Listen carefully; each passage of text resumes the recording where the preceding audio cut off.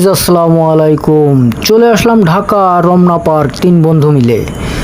চলেন দেখা যাক রমনা পার্কে কি কি আছে। যারা আসেন নেই তারা উপভোগ করবেন, আর যারা আসছেন তারা মনে করেন জানেনই তো এখানে কি কি আছে দেখার মতো।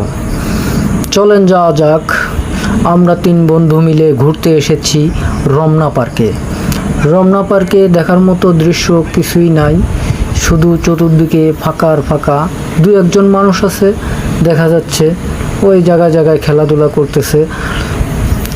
আমরা দেখার চেষ্টা করব যে কোথায় কোথায় লোকজন আছে, ভিতরে কি কি আছে, এগুলো দেখার চেষ্টা করব। চলেন যাওয়া যাক।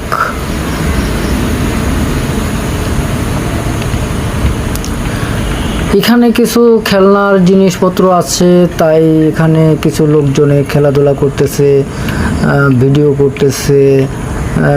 যার যেরকম মন চাইতেছে সে সেরকমভাবে চলাফেরা করতেছে।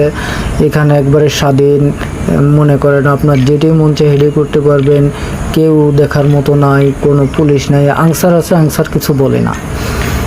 যেহেতু কেউ বসে বসে প্রেম করতেছে, কেউ বসে খেলাধুলা করতেছে, কেউ আবার আছে যার যেটা মন চাচ্ছে সে সেটা করতেছে, কোনো সমস্যা নাই।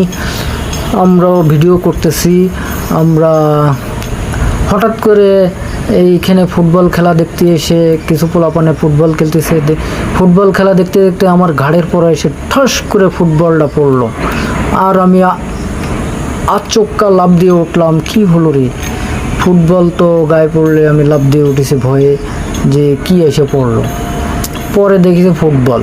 ওই ভাইরা একটু হয়েছে, লজ্জিত হয়েছে। সিএম আবার বলতেছে, এই ফোনে কথা কম বলো, ভিডিও করো, শুধু শুধু ভিডিও চলবে।